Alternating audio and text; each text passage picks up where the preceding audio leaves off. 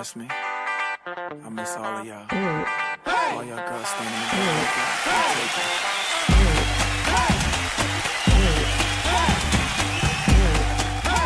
Je vais être honnête, je ne sais plus dans quel cadre j'avais formulé cette phrase, mais à propos de Bouna Sarr, depuis son début de saison, je disais que c'était un bon joueur, mais qu'il lui manquait ce qu'on demande aux très grands joueurs, c'est-à-dire être décisif, efficace dans les deux surfaces.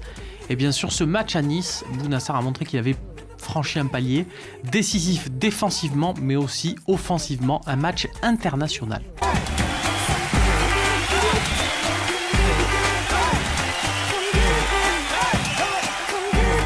Ça fait des semaines, des mois, presque des années que Morgan Sanson nous répète à l'envi que non, ce n'est pas une question de schéma, qu'il n'a pas de préférence, que ça n'affecte pas ses performances. Mais oh, Morgan, on t'a vu, hein. On voit la différence quand Morgan Sanson joue dans un 4-3-3. C'est tout simplement un monstre, et un monstre qui sait aussi se montrer décisif avec le seul but de la rencontre.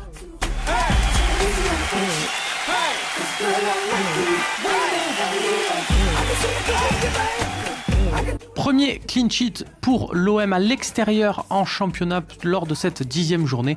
Et bien sûr, on le doit à Steve Mandanda, redevenu El Phénoméno dans les cages de l'Alliance Riviera. Il n'a tout simplement rien laissé passer et rassuré ses coéquipiers dès les premières minutes de la première période.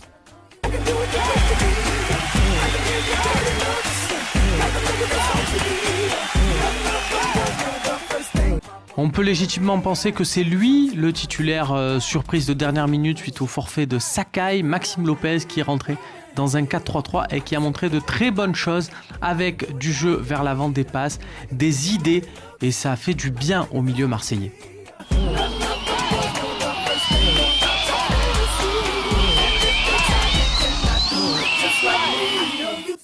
C'est à n'y trop rien comprendre parce que Dimitri Payet, on l'a pas annoncé dans le camp adverse tout l'été. Il n'a pas fait sa préparation en sachant qu'il avait 3 matchs de suspension, donc il n'a rien foutu pendant quelques semaines.